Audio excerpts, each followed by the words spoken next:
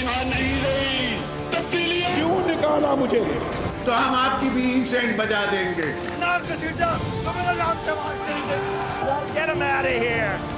पाकिस्तान को इंशाल्लाह कुछ नहीं हो सकता। पाकिस्तान जिंदाबाद, पाकिस्तान जिंदाबाद।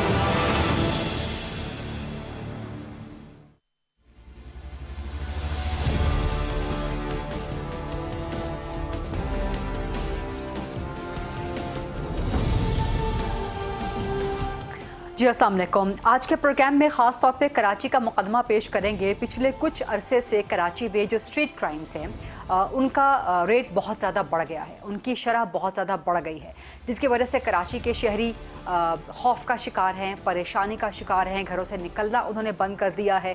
अब कराची एक ऐसा बदकिस्मत शहर है कि जहाँ पर कई दहाइयों से वहाँ के रहने वाले, वहाँ के रिहायशी इसी किस्म के खौफ, इसी किस्म के परेशानी का शिकार है।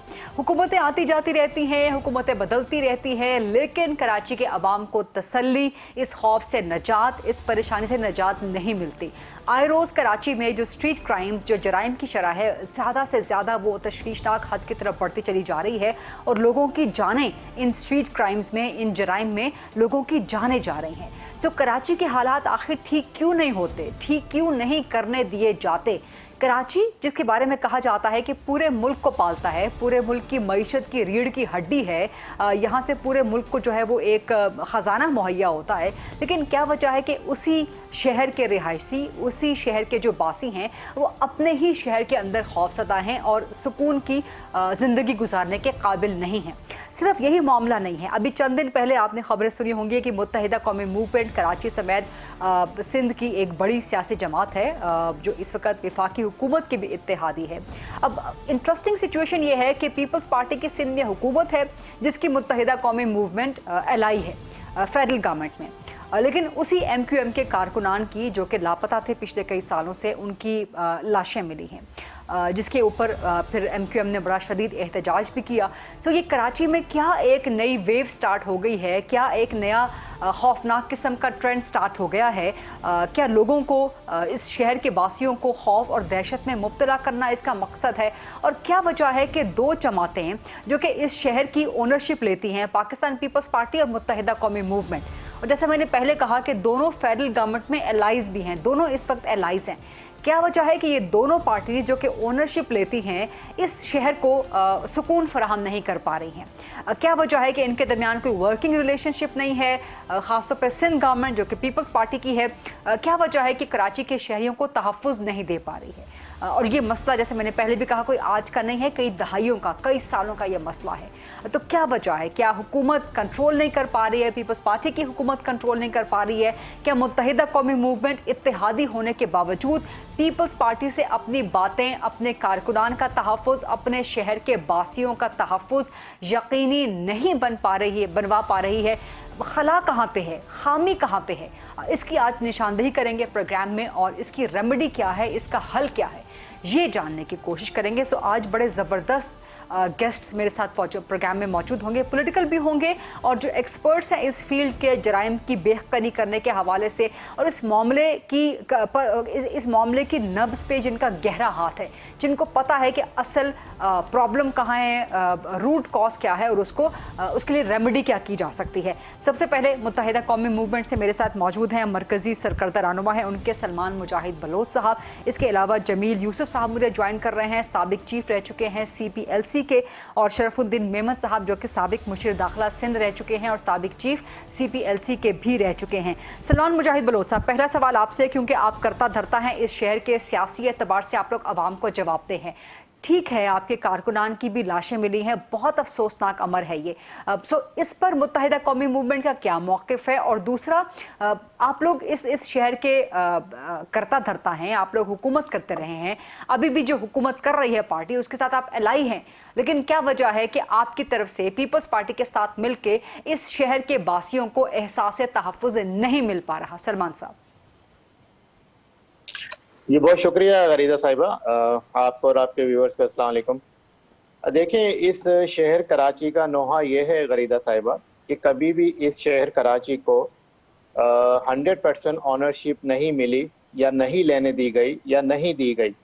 जिसके पास इस शहर कराची का अवामी मैंडेट होता है, सियासी मैंडेट होता है, उसके पास उसका इंतजामी मैंडेट, इंतजामी हक हुक्मरानी नहीं रहा कभी भी माजी में।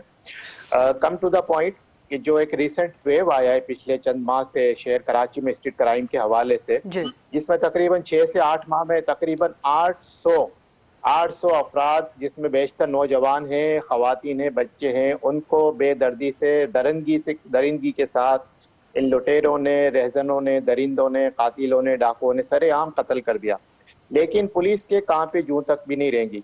हमारा ये सवाल है कि जब 2013-14 में साना APS के बाद शहर कराची की हालत को देखते हुए यहाँ पे एक बाकायदा टारगेटेड ऑपरेशन का आगाज किया गया था। उस वक्त के प्राइम मिनिस्टर नवाज शरीफ ने और जनरल आई शरीफ ने, चीफ ऑफ आर्मी स्टाफ थे, वो टारगेटेड ऑपरेशन चले हम मान लेते हैं आपने सारे गुनाह, सारे जराइम, सारे क्राइम आपने MKM के खाते में डाल दिए और 2017 में वो टारगेटेड ऑपरेशन खत्म कर दिया गया। यानी कि कहा गया कि अब ये शहर नीट एंड क्लीन हो गया और दो बड़ी सियासी जमातें, नून लीग और पीपल्स पार्टी ने उसका क्रेडिट लिया कि हमने अमन बहाल कर दिया। चले अब तो MKM नहीं है, अब तो MKM की वो ताकत ही नहीं है, हम तो MKM के पास वो मामलात ही नहीं है। तो 2017 के बाद 2022 हो गया, 5 से 6 साल का अरसा हो गया। अब आप क्यों नहीं काबू कर पा रहे? अब इस शहर का अमन क्यों नहीं बहाल हो पा रहा? अब इस शहर में क्रिमिनल्स को इतनी छूट क्यों दे दी गई है? ये सलमान साहब, ये सवाल आप किससे कर रहे हैं? सिंध में जिसकी हुकूमत है पीपल्स पार्टी की, उसकी आप एलाई हैं, फेडरल गवर्नमेंट में आप एलाई हैं, सवाल किससे कर रहे हैं आप? मेरा सवाल गरीदा साहिबा हुकूमत वक्त से भी है, सूबाई हुकूमत से भी है और रियासत पाकिस्तान से भी है। सूबाई हुकूमत की आप एलाई हैं? रियासत पाकिस्तान नहीं, सूबाई हुकूमत के हम एलाई नहीं। हमने एक माहिदा किया था, उस माहिदे पे 11 पॉइंट पे अब तक एक नुक्ते पे भी अमल दरामद नहीं हुआ। इस शहर कराची को लावारिस छोड़ दिया गया और बाई प्लानिंग और बाई कॉन्स्पिरेसी यहाँ पे क्रिमिनल्स को इतनी छूट दे दी गई है कि आप लूटें, आप कत्ल करें। ये बड़ी बात कह रहे हैं आप सलमान साहब, ये कौन कंस्पिरेसी कर रहा है, ये कौन प्लानिंग कर रहा है? आपने कहा कंस्पिरेसी बाय प्लानिंग इस शहर को जराइम पेशा लोगों के हवाले कर दिया गया। देखिए गरीदा साहिबा, इस शहर में कभी भी अमन को जो है वो परमानेंटली नहीं रहने दिया गया। यहाँ पे रेंजर्स मौजूद है, कानून नाफिज करने वाले इदारे मौजूद हैं। क्या वो इन हालात को नहीं देख रहे? क्या वो इन चीजों को नहीं देख रहे? अभी आपने खुद कहा कि ये शहर कराची चलता है तो मुल्क पलता है। ये शहर कराची जो है वो टैक्स देता है तो मुल्क पाकिस्तान के मामला चलते हैं। माशी हब है, इस माशी हब को क्यों तबाह होने दिया जा रहा है? क्यों सियासत की नजर होने दिया जा रहा है? रेंजर्स के पास क्या इख्तियारात नहीं है? अगर इख्तियारात नहीं है तो वो अपने इख्तियारात को बहाल करवाएं। अगर इख्तियारात हैं तो उनका सही मानों में अमल दरामद करें। पुलिस से हमें कोई उम्मीद नहीं है। पिछले दिनों कराची चीफ का एडिशनल IG का जो बयान आया, उन्होंने कहा जी कराची वाले खुद जिम्मेदार हैं स्ट्रीट क्राइम के और वो अपने पांव पे खुद कुलाड़ा मारते। और उन्होंने बात कहीं और नहीं कही, कराची चैम्बर ऑफ कॉमर्स में जाके ताजरों से ये बात कही है। यानी कि आप तो वो बात कर रहे हैं कि कबूतर की तरह आप जो है गर्दन मट्टी में डाल दें और कहें कि इस शहर में कुछ नहीं हो रहा। अभी 2 दिन पहले जो एक यहाँ पे SSP इरफान बहादुर, उनकी एक वीडियो चली, उन्होंने कहा ये 2 वाकयात हुए थे, एक अमेरिका का एक यहाँ का। यानी कि ये बिल्कुल पर्दा डालने वाली बात है क्राइम पर, क्रिमिनल्स पे। यहाँ नौजवान मर रहा है, यहाँ पे खवातीन लुट रही हैं। अभी आपने देखा कि पिछले हफ्ते हमारे MKM के 3 कारकुनान की लाशें जिन्हें मावरा अदालत कत्ल करके सिंध के मुख्तलिफ शहरों में, सांगड़ में, संजरों में और नवाबशाह में फेंक दिया गया। और ये कारकुनान 2015-16 से लापता थे। ये हमें तोहफा मिला इस कोalition गवर्नमेंट में आने का। हम पीपल्स पार्टी के साथ भी कोalition में रहे, हमारा मुतालबा यह था हमारे मिसिंग पर्सन बाजियाब कराए जाए। PTI के साथ गए, हमारा मुतालबा यह था। बल्कि मैं आपको बताऊं, इमरान खान साहब ने तो अपनी बेबसी का इजहार कर दिया था हमारी लीडरशिप के सामने कि मैं इस मामले में कुछ नहीं कर सकता। लेकिन हमारे जख्मों पे मरहम रखने के लिए चले राना सनाउल्लाह कराची तो आए, लेकिन पिछले 5 साल दौर में वजीर दाखिला कभी कराची इस तरह से नहीं आए। ना ही MKM के लापता कारकुनान की फैमिली से इस तरह से मुलाकात की, ना ही उनका दुख दर्द सुना, ना ही उनका दुख दर्द बांटा। चले हम कहते हैं कुछ ना कुछ तो हुआ, लेकिन अब अगर खुदा न खास्ता ये मामला आगे की तरफ जाते हैं तो फिर ये शहर में जो मामला होगा, अब देखिए शहरियों ने कानून को अपने हाथ में लेना शुरू कर दिया है। इनफ इज इनफ, ला कानूनियत की इंतहा हो गई, एक लावा पक चुका है अवाम में। वो अपने प्यारों के जनाजे उठा के थक चुके हैं। ये डकैत जो कि सारे गैर मकामी हैं, कराची का कोई भी नहीं है मकामी रहने वाला, पता नहीं कहां से आए हैं, कहां से लाए गए हैं, क्यों इस तरह से कराची में छोड़ दिया गया। कोई सेफ नहीं। शायद ही कराची में कोई ऐसी फैमिली हो जिसका अपना कोई बच्चा, बाप, भाई या कोई उसका रिलेटिव महफूज हो। मैं भी लूट चुका हूं 2 दफा, मेरे खानदान में भी कई लोग लूट चुके हैं। वो अलग बात है कि हमारी जान बच गई, लेकिन इसका हल क्या है? इसका हल रियासत पाकिस्तान के पास है। अब मुतालबा करते हैं चीफ ऑफ आर्मी स्टाफ से, वजीर आजम पाकिस्तान से एक दफा से फिर शहर कराची में टारगेटेड ऑपरेशन शुरू किया जाए इन क्रिमिनल्स के खिलाफ, इन डाकुओं के खिलाफ, इन रहजनों के खिलाफ, इन कातिलों के खिलाफ, और इस शहर कराची के वासियों को एहसास तहफ़्फ़ुज़ दिलाया जाए जो कि कॉन्स्टिट्यूशन ऑफ पाकिस्तान में उनका बुनियादी हक है। जो कि कॉन्स्टिट्यूशन ऑफ पाकिस्तान गवर्नमेंट को ये कहता है कि हर शहरी की हिफाजत आपका काम है, आपका फर्ज है, आपका हक है, लेकिन हुकूमत यहाँ पे फेल है, सुबह हुकूमत यहाँ पे फेल है। और आपने भी सवाल किया कि आप सवाल किससे कर रहे हैं? मेरा सवाल वफाकी हुकूमत से भी है, मेरा सवाल सूबाई हुकूमत से भी है, मेरा सवाल रियासत पाकिस्तान से भी है, मेरा सवाल इस्टेब्लिशमेंट से भी है। ठीक ठीक, सलमान साहब दोबारा आपके पास आऊंगी। जमील यूसुफ साहब, आप बड़े ज़बरदस्त हेड रहे हैं CPLC के, और आपके दौर में मुझे याद है कि स्ट्रीट क्राइम्स पे इस तरह से जराइम की शरह पे बड़ी हद तक काबू पा लिया गया था। आपको क्या नज़र आता है कि जो रीसेंट वेव स्टार्ट हुई है, जैसा सलमान मुजाहिद साहब ने भी कहा कि पिछले 6-7 महीनों के दरमियान कोई 800 से 1000 लोग अपनी जान गंवा चुके हैं कराची में स्ट्रीट क्राइम्स और दीगर जराइम की मद में। क्या वजह है और क्या गवर्नमेंट इस पर काबू नहीं पा रही है? जमील यूसुफ साहब। नहीं, देखिए ना, ये हम जो इस तरह से बात कर रहे हैं, ये तो हर आप देख लें, 89 में लॉ एंड ऑर्डर खराब हुआ तभी ये गुफ्तगू थी, 92 में लॉ एंड ऑर्डर खराब हुआ तभी ये हाल था, 95 में ऑपरेशन लाए वही हाल है, 98 में ऑपरेशन लाए वही चीज़ रही, 2012 में जब नवाज शरीफ साहब की गवर्नमेंट आई नहीं, इमीडिएटली उन्होंने स्पेशल बनाया टीम पूरा and took the law and order federal subject. Constitution आपका अमेंड हो गया, प्रोविंशियल सब्जेक्ट हो गया है लॉ एंड ऑर्डर। अभी प्रोविंसेस फेडरल गवर्नमेंट नहीं इंटरफेयर कर सकती इसमें, बट हमें ये समझ नहीं आता कि आप जाने कि हमारा टाइम था, CPLC ने बहुत हेल्प की, पुलिस की, लॉ एनफोर्सिंग की, प्लानिंग की। देखिए, अभी क्राइम लड़ना है आपको तो आपको साइंटिफिकली लड़ना है। अभी भी आप ये बढ़ेगा क्राइम, 8 लाख रेफ्यूजीज इंटीरियर से आ गए जो फ्लड अफेक्टेड हैं, किसी की आईडी आपके पास नहीं होगी। पहले अफगानीज आए थे, वो भी बैठे हुए, ये आएंगे वो भी बैठेंगे, जिसको भी चाहिए आपको उसको आइडेंटिफिकेशन नहीं है। आप नोटिस करें कि हर वक्त जब 2012 में चेंज आया, रेंजर्स को लीड रोल दिया गया और पुलिस साथ में थी, मतलब IG सिंध और DG रेंजर्स दोनों एक साइड पे थे और फुल लॉ इन्फोर्समेंट को हाथ में दे दिया था कि अब आप मैनेज करें। आप कितने पुलिस स्टेशंस देखिए, आप ऐसे पुलिस ऑफिसर्स SHO लगे हैं जिन्होंने कभी कराची की शक्ल नहीं देखी है। अब आप मुझे बताएं कि जिसको यही नहीं पता कि कौन किधर रह रहा है, आपने अपना स्पेशल ब्रांच को सत्यानाश कर दिया। IG इकबाल महमूद साहब थे, वो उन्होंने बड़ा अच्छा स्कीम शुरू किया कि स्पेशल ब्रांच को रीस्ट्रेंथ करें और हर पुलिस स्टेशन में स्पेशल ब्रांच इफेक्टिव हो। हम वो नहीं करने को तैयार हैं। पुलिस रिक्रूटमेंट में विमेन को, बच्चियों को लाना मैंडेटरी करें। बांग्लादेश 35% लेडीज को ले रहा है, बिकॉज आजकल की बच्चियां इंटेलिजेंट हैं, उस एरिया में हैं, आप उनको नौकरियां देने को तैयार नहीं है, आप मैपिंग करने को तैयार नहीं है। CPLC के पास सारी टेक्नोलॉजीज है, आपने पुलिस मोबाइल से ट्रैकर्स निकाल दिए, आप मैपिंग नहीं कर पा रहे कि क्राइम किधर हो रहा है। हमारे ज़माने में रेंजर्स की चेक पोस्ट टाइम पे था, कभी लाल सुजुकी चेक कर रहे थे, कभी वाइट, कभी मोटरसाइकिल पे, कार में 2 लोग से ज़्यादा जा रहे हैं उनकी चेकिंग। आपने कभी चेकिंग देखी है पिछले 3-4 साल में? कोई स्नैप चेकिंग इस टाइप की नहीं हो रही है, कंप्लीटली आउट ऑफ वर्क। ऐसा लग रहा है जैसे कि अच्छा काम हो रहा है। ये चीज़ें जब तक आप नहीं लाएंगे, और स्पेशल ट्रायल कोर्ट्स, देखिए मैं उस वक्त भी कहता था, स्पीडी इंग्लैंड में, लंदन में राइट्स हुए, उसमें लॉ एंड ऑर्डर खराब हुआ, 7 दिन के अंदर जजमेंट्स आए और उनको सजाएं हुई हैं। तो आपको स्पेशल स्पीडी कोर्ट्स लगाना पड़ेगा अगर आप सिटीजन्स की लाइफ बचाना चाह रहे हैं। जब तक क्रिमिनल को ये कन्विंस नहीं होगा कि उसको अगर करेगा तो सजा मिलेगी, तो आप यही वेव देखेंगे। आपको साइंटिफिकली बातों से नहीं चलेगा कि ये आप बात कर लें। 3-4 साल इमरान साहब की गवर्नमेंट थी, क्या हुआ? उन्होंने पंजाब गवर्नमेंट में भी कितने सारे IGs चेंज किए, पुलिस ऑफिसर्स यहाँ कितने सारे चेंज हुए हैं। तो अच्छे ऑफिसर्स आते हैं, उनको आप रहने देते नहीं हैं। पुलिस SHO थाने में जो है वो आपके नहीं है। स्पेशल ब्रांच आपका बिल्कुल कोलैप्स हो गया है। स्नैप चेकिंग आपने बंद कर दी है।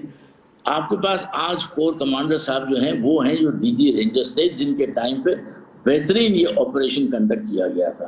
तो आपके पास तो एक्सपर्टीज है ना, और फिर भी आप यूज नहीं करने, तो बड़ा अफसोस होता है। मुझे हंसी आती है कि इस तरह से क्रिमिनल्स कैसे घूम रहे फिर रहे और आप कोई किधर चेक ही नहीं कर रहा है। आप अगर मैपिंग करेंगे तो आपको CPLC बता देगा कि कितने बजे एक क्राइम किस एरिया में होगा, लोकेशन वाइज बता सकता है। उधर आप पेट्रोलिंग करेंगे। आप यंग SPs जो आए उनको आप कंप्यूटर पर बिठाएं, उनके IT पे बिठाएं, उनको दे मॉनिटरिंग करने के लिए। कोई सवाल जवाब तो ये ऐसी मुश्किल चीज नहीं है कुछ कंट्रोल करना। क्राइम हर जगह बढ़ता है और यहाँ बढ़ेगा। आपके सैलरीज नहीं है, जॉब्स नहीं है, आप बहुत इकोनॉमिक क्राइसिस पे जा रहे हैं, आप चीजें बुरी है, फ्लड्स आ गए हैं। तो ये अभी से तैयारी नहीं करेंगे तो ये ज्यादा वर्स हो जाएगा और हमें खुद अफसोस होगा। जमील साहब, आपने मुख्तसर से वक्त में बड़ा एक मुफस्सिल जवाब दे दिया और सारे मसाइल की आपने निशानदही भी कर दी और उसकी रेमेडीज क्या हो सकती हैं। मजीद एक सवाल करूंगी, पुलिस की कारकर्दगी पर यहाँ पर सवाल हो रहा है, इस पर आगे चल के जरूर बात करेंगे। लेकिन शरफुद्दीन मेमन साहब, आपकी तरफ आऊंगी। आपके नज़र में, आपके नज़दीक क्या प्रॉब्लम है इस वक्त जो कराची में एक रिसेंट क्राइम का वेव आया है? इसके पीछे क्या एलिमेंट्स हैं और क्या वो एलिमेंट्स गवर्नमेंट से कंट्रोल नहीं हो पा रहे? इसकी रेमेडी क्या है शरफुद्दीन मेमन साहब? देखिए, जो जिन इशूज पे हम बात कर रहे हैं, ये काफ़ी अरसे से हमने देखा है कि कराची जो है वो क्राइम के हवाले से मुख्तलिफ अदवार में जो है वो सिचुएशन खराब होती रही है। फिर किसी हद तक कंट्रोल किया गया है, फिर दोबारा ये स्ट्रीट क्राइम, और उसके अलावा अब जो सिचुएशन है, अब तो बिल्कुल एक ऐसी सिचुएशन है जो दिन ब दिन बिगड़ती जा रही है। और उसके साथ साथ जो जिस तरह इन्फ्लक्स है हमारे जो ये आजकल इकोनॉमिक क्राइसिस की वजह से और फ्लड्स की वजह से, जिस तरह लोग जो है वो आके यहाँ पर रह रहे हैं, वो सही कहा, दुरुस्त कहा जमीन साहब ने कि ना हमारे पास उनका कोई रिकॉर्ड नहीं है और वो रहेंगे, वो छोड़ के जाएंगे, ये भी हमें नहीं पता। तो ये जो मॉनिटरिंग है ये भी जरूरी है। मगर एक हमने जब मैं था हम डिपार्टमेंट में, तो हमने रेंटल एग्रीमेंट्स के रजिस्ट्रेशन के ऊपर काम किया था। वो ऑलरेडी ऑन रिकॉर्ड और कानून इसका मौजूद है कि आप कोई भी आके शहर में अगर कोई घर लेता है या कोई फ्लैट लेता है या कोई कुछ भी काम करना चाहता है, कोई जगह लेता है रेंट पे, तो उसकी जो रजिस्ट्रेशन है वो थाने लेवल पर होनी चाहिए, ताकि हमारे पास रिकॉर्ड होना चाहिए कि कौन शख्स आकर उस जगह पर उसने आके रेंट पे जगह ली है। मैं नहीं समझता उसके ऊपर प्रॉपर तरीके से काम हो रहा है।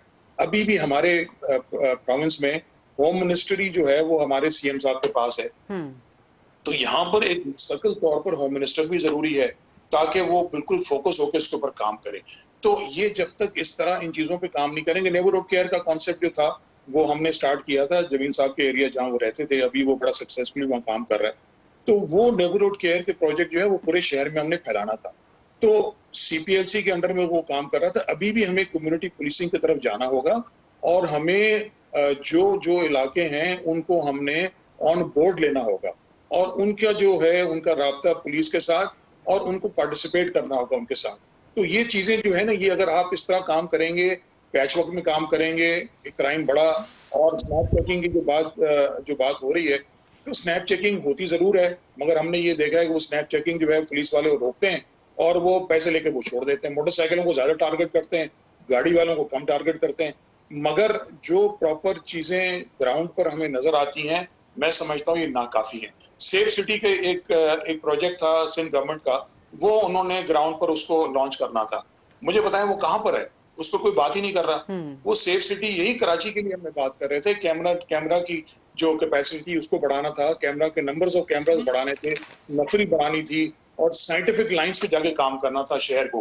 बिल्कुल दुरुस्त है कि कब कराची जो एक मेगा सिटी है, इसको जब तक आप साइंटिफिक लाइंस पे ला के काम नहीं करेंगे तो बड़ा मुश्किल हो जाएगा। हमारा कन्विक्शन रेट जो है, मैं नहीं समझता हूँ, मुझे तो एग्जैक्ट नहीं पता, मगर वो 10% से भी नीचे है। यहाँ पर क्राइम जो है, स्ट्रीट क्राइम खास तौर पर, थाने लेवल पे तो रिपोर्ट नहीं करना चाहता। तो जब तक आपके पास क्राइम प्रॉपर रिपोर्टिंग हमारे पास हम मैपिंग, जिस तरह जमीन साहब ने काम तो करते थे CPLC में, हम तो पूरा रिकॉर्ड करके और हम एरियाज बताते थे, उन एरियाज में काम करने की जरूरत है। मगर सबसे इम्पोर्टेंट बात ये भी है कि जनाब थाने लेवल पर रिपोर्टिंग भी होनी चाहिए और उसकी जो है कन्विक्शन, अगर रिपोर्टिंग होगी, अगर क्रिमिनल पकड़ा गया और कन्विक्शन न हुआ तो फायदा क्या हुआ उसका। तो हमारे यहाँ ये बहुत बड़ा एक इशू है कि ये जो इस लेवल के क्रिमिनल्स हैं, ये अगर पकड़े भी जाते हैं तो हमारे पास FIR नहीं मौजूद है, तो उनको आप कन्विक्ट कैसे करेंगे? जब तक आप इनको सजाएं नहीं देंगे ये क्राइम कंट्रोल नहीं हो सकता। तो इसके अंदर बहुत मेरे ख्याल में प्रॉपर तरीके से काम करने की जरूरत है। आपके जो जुडिशियल सिस्टम है इसको स्ट्रॉन्ग करने की जरूरत है और ये क्राइम खास तौर पे इसके लिए आपको एक ऐसा निजाम लाना पड़ेगा जिसके अंदर ये जो क्रिमिनल्स हैं इनको सजाएं मिले, और सजा जब मिलेगी जब रिपोर्टिंग होगी प्रॉपर तरीके से। तो ये एक इशू है जो कि मेरे ख्याल में हम फेस करते रहे और काफी अरसे से फेस करते रहे, और अभी भी यही सिचुएशन है। और अब जो सिचुएशन है वो तो बहुत अलार्मिंग सिचुएशन है कि जिस तरह क्राइम बढ़ता जा रहा है और जिस तरह जो हमारे विक्टिम्स हैं, जो हमारे जो रोड पे जो लोग बेचारे हैं, जो टारगेट बनते हैं, उसमें तो बहुत सारी हमने देखा कि इंजरीज हो रही हैं, लोगों को वो फायर खोल देते हैं उनको अगर रोकने के लिए जाए। तो ये बहुत बड़ा एक मेरे ख्याल में इसके ऊपर सिंध गवर्नमेंट खास तौर पे इनको काम भी करना होगा। और मैं समझता हूँ कि नेबरहुड केयर के प्रोजेक्ट, कम्युनिटी पुलिसिंग के प्रोजेक्ट को इनको इंट्रोड्यूस करना पड़ेगा शहर के अंदर। बड़ी जबरदस्त सजेशंस आपकी तरफ से भी आई हैं शरफुद्दीन मेमन साहब। कुछ मजीद सवालात भी हैं, खासतौर पर सलमान मुजाहिद बलोच साहब आपसे भी सवालात हैं, जमील यूसुफ साहब से भी सवालात हैं। प्रोग्राम में एक छोटी सी ब्रेक का वक्त हुआ है, कुछ मजीद गेस्ट्स भी हमें ज्वाइन करेंगे, पीपल्स पार्टी से भी ज्वाइन करेंगे, जमात इस्लामी से भी, और पुलिस के साबिक IG जो हैं सिंध के, वो भी हमें ज्वाइन करेंगे। एक छोटी सी ब्रेक का वक्त हुआ है, let's take a short quick break and then come back.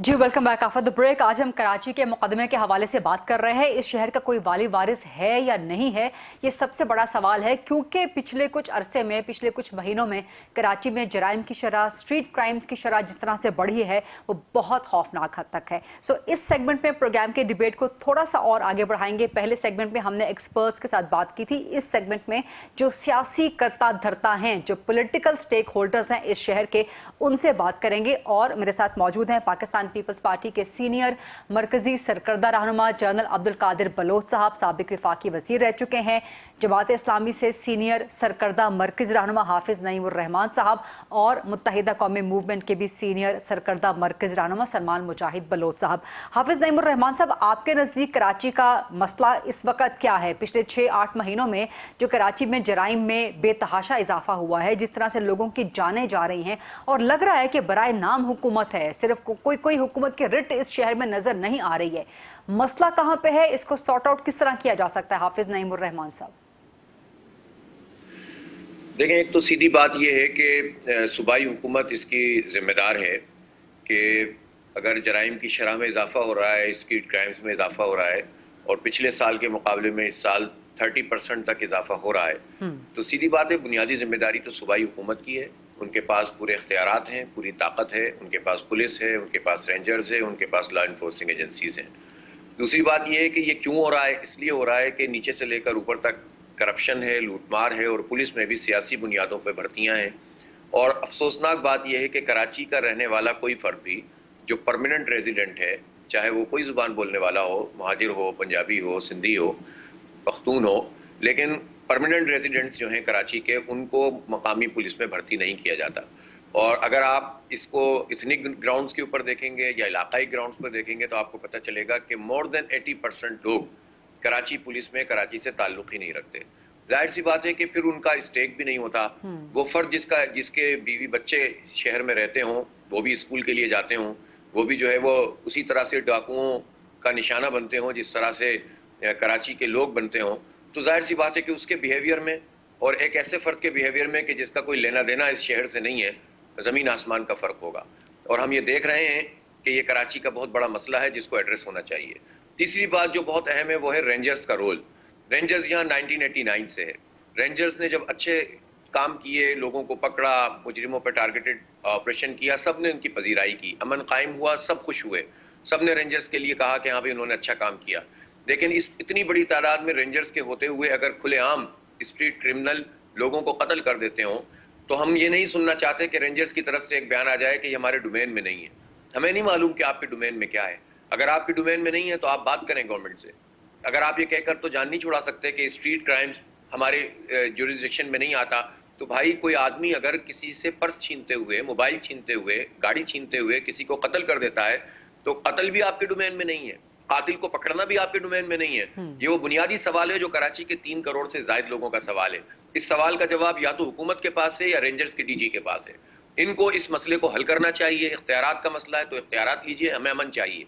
हम टैक्स देते हैं, हम पैसे देते हैं, अरबों रुपए ज़ाहिर लॉ एंड ऑर्डर के ऊपर कराची के अवाम के टैक्सों के पैसे होते हैं, और अगर उसके बावजूद हमारे बच्चों को और हमारी घर की खवातीन को तहफ़्फ़ुज़ हासिल नहीं है, हमें तहफ़्फ़ुज़ हासिल नहीं है, तो फिर आप बताएं ना कि इस शहर को किसके रहमो करम पे आपने छोड़ा है।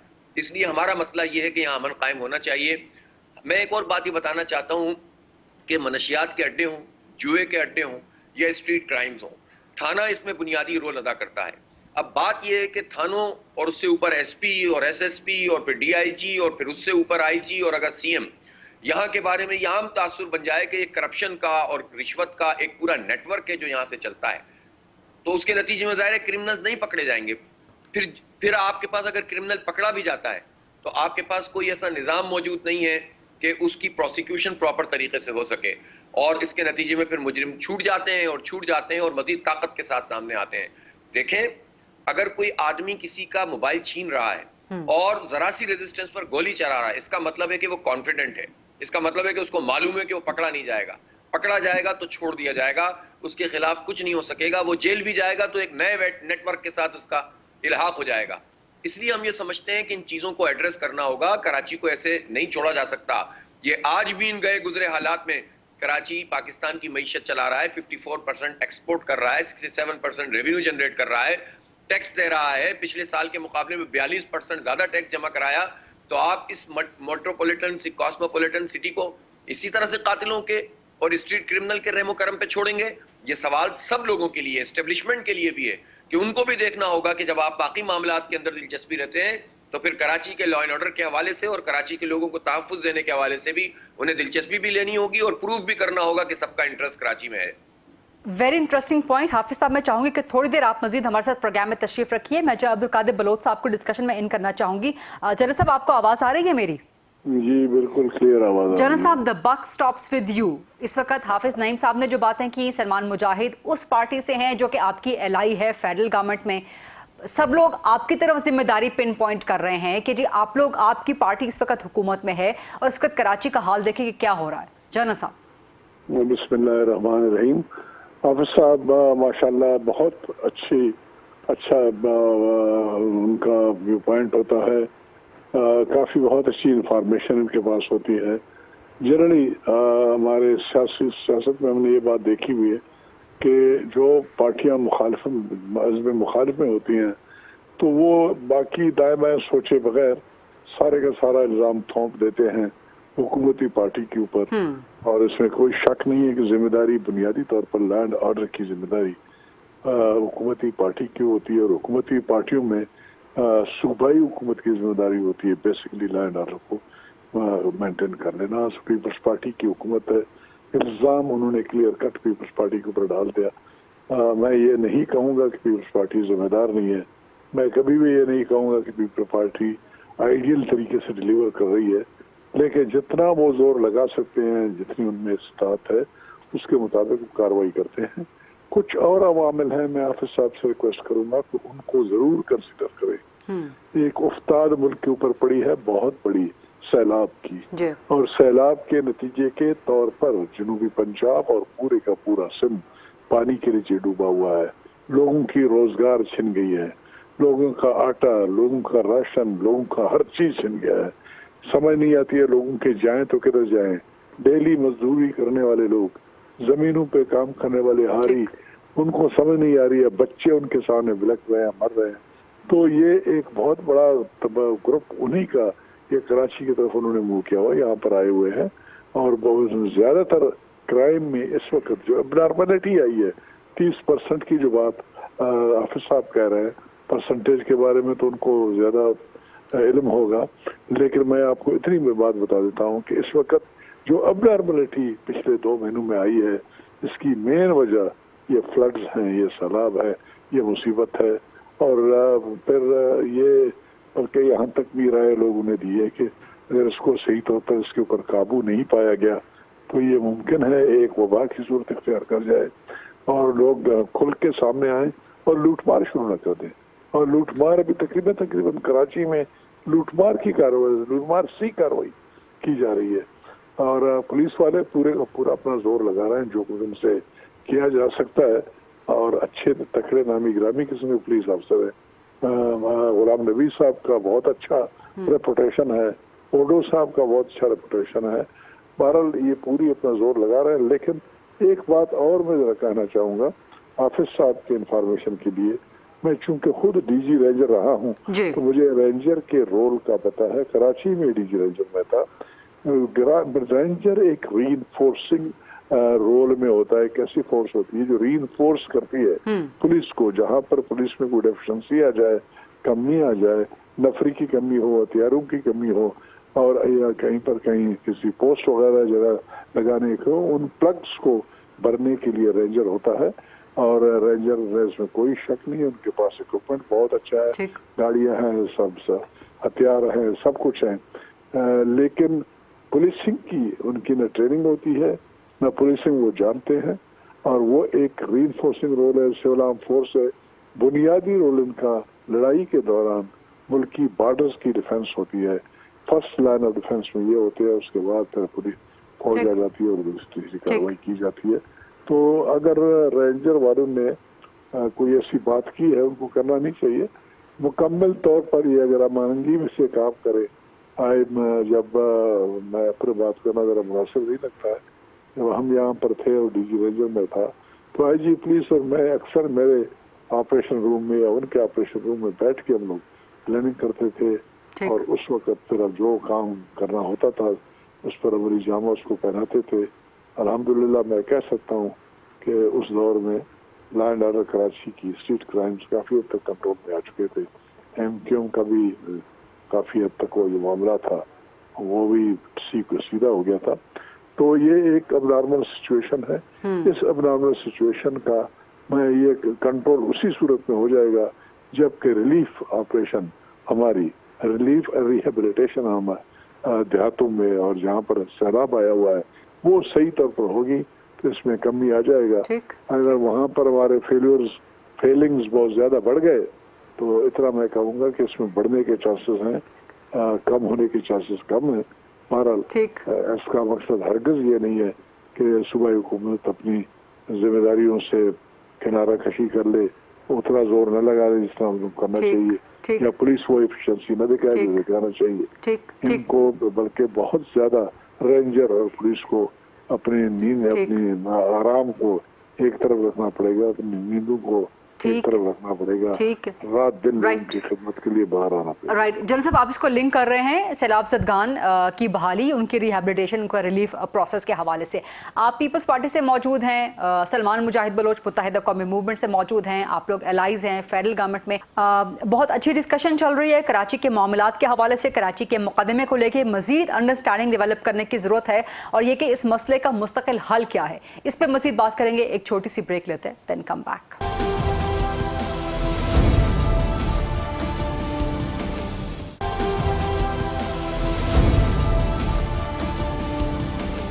जी welcome back after the break. Salman साहब, आप मुतमईन हैं जनाब अब्दुल कादिर बलोच की गुफ्तगू से या उनके जवाबात से, या आप समझते हैं कि इससे ज़्यादा कहीं पे कुछ करने की ज़रूरत है? और क्या वजह है कि आप सब पार्टीज़ मिल के बैठ जाएं, आप बैठ जाएं, पीपल्स पार्टी बैठ जाए, जमात इस्लामी, बाकी स्टेक होल्डर्स को बिठा लें, इसका एक मुस्तकिल हल निकाल लें? सलमान मुजाहिद बलोच साहब। जी, जनरल कादिर साहब मेरे बड़े हैं और बुजुर्ग हैं हमारे, और हम साथ में MNA भी रहे पिछली असेंबली में और डीजी रेंजर्स भी रहे। बिल्कुल उनका जब दौर था बड़ा अच्छा पुरसुकून दौर था और उन्होंने जितनी बातें कही हैं तो मैं काफ़ी हद तक उनकी बातों से एग्री भी करता हूं। और जितने भी आपके पार्टिसिपेंट्स या जितने भी आपके मेहमान हैं सब एक नुक्ते पे मुत्तफिक हैं कि शहर का लॉ एंड ऑर्डर जो है इंतहाई ख़राब हो चुका है और उसमें मकामी लोग इन्वॉल्व नहीं है, बाहर से आने वाले लोग इन्वॉल्व हैं। लाइक आप अभी देखेंगे गरीदा तो डिफेंस की गलियों में, गुलशन इकबाल की गलियों में, नाज़मा की गलियों में, कराची की हर गलियों में अफगानी बच्चे, अफगानी लड़के जो गैर मकामी है, जिनके पास ना आईडी कार्ड है, ना पासपोर्ट है, ना डोमिसाइल, ना पीआरसी है, वो कचरे के थैले उठा के घूम रहे हैं और तकरीबन वारदातों में वही मुलविस हैं, बल्कि वो तो खाली घरों की निशानदेही भी करते हैं। इसी तरह से शहर कराची का इलाका है सरजानी टाउन, वहाँ अगवा की वारदातें भी शुरू हो गई हैं, बच्चे अगवा हो रहे हैं। ये भी रिपोर्ट हुआ है कि वहाँ पे मुख्तलिफ ग्रुप्स आते हैं, रक्षों से, टैक्सियों से, गाड़ियों से औरतों को अपनी बच्चों के साथ ले जाते हैं, फिर बच्चों को छोड़ देते हैं। इस पे भी पुलिस ने आंखें बंद की हुई हैं। पुलिस के रोल को आप यहाँ पे निगलेक्ट नहीं कर सकते। हमारे चीफ मिनिस्टर मुराद अली शाह साहब अच्छे काम कर रहे होंगे, लेकिन सूबाई वजीर दाखिला भी वही है, बुनियादी जिम्मेदारी उनकी बनती है। पुलिस डायरेक्टली उनके कंट्रोल में है और मैं समझता हूं कि वो चाहे वो इस चीज के रिस्पॉन्सिबल हैं, वो अपनी एडमिनिस्ट्रेशन को अच्छा कर सकते हैं, लेकिन शायद उनकी प्रायोरिटी कुछ और है। पुलिस में ऐसे अच्छे अफसरान हैं, दियानतदार अफसरान हैं, कॉम्पिटेंट अफसरान हैं और जो काम करना चाहते हैं, जो इन क्रिमिनल्स को खत्म करना चाहते हैं, जो क्राइम के खिलाफ काम करना चाहते हैं, लेकिन वो सब साइड लाइन पे हैं। कराची के 100 से ज्यादा थाने हैं, लेकिन उनमें जो एसएचओ लगे हुए हैं वो सारे इंटीरियर सीन से लाके लगाए गए हैं। जैसे जमील साहब ने कहा कि उनको कराची की बायोग्राफी का, डेमोग्राफी का कुछ नहीं पता, और यहाँ तक भी रिपोर्ट हो रहा है कि पुलिस वाले और कानून नाफिज करने वाले इदारों के सिपाही जो है पकड़े जा रहे हैं डाकुओं की सूरत में, उनसे असला भी निकल रहा है और डाकू जो है थानों से निकलते हैं, डकैती करते हैं, फिर थाने में जाते हैं, असला जमा कराते हैं, फिर वो लॉकअप हो जाते हैं। जब ये हाल होगा, जब हर कोई पार्टनर इन क्राइम हो जाएगा, जिनकी बुनियादी जिम्मेदारी है कि वो जो, जैसे भी हाफिज नईम साहब ने कहा कि 30% जो है वो बढ़ावा आ गया है। जमील साहब ने कहा, फिर हाफिज नईम साहब ने डीआईजी, एसएसपी की बात की। जब पूरा रैकेट ही ऊपर से चलेगा, मंशियात फरोशों का, लैंड माफिया का, क्रिमिनल्स का, कातिलों का, उनको पता होगा कि आला अफसरान हमारे साथ है, हमें कोई कुछ नहीं कहेगा, फिर क्राइम तो बनना है। सलमान साहब सॉरी आपको इंटरप्ट कर रही हूँ क्योंकि प्रोग्राम का टाइम मुख्तसर रह गया है, लेकिन आपके पॉइंट्स, आपके तहफ़्फ़ुज़ात, कंसर्न्स बड़े वैलिड हैं और पुलिस की कारकर्दगी पे आपके जो तहफ़्फ़ुज़ात हैं, तो शबीर शेख साहब ज्वाइन कर चुके हैं जो कि साबिक आईजी सिंध रह चुके हैं। शबीर साहब, अगर आपको मेरी आवाज़ आ रही है तो इस पूरे प्रोग्राम में जो 2-3 पॉइंट्स, उनमें से एक वाज़ेह पॉइंट पुलिस की कारकर्दगी को लेकर सामने आ रहा है कि वो बहुत बुरी है या कोई काबिले इत्मीनान नहीं है कराची की सूरत हाल को लेके, खासतौर पर पिछले चंद महीनों के दरमियान कराची में जराइम की शरह में, स्ट्रीट क्राइम्स की शरह में जिस तरह से इजाफा हुआ है। सिर्फ पुलिस की कारकर्दगी पे आप क्या ब्रीफ करेंगे?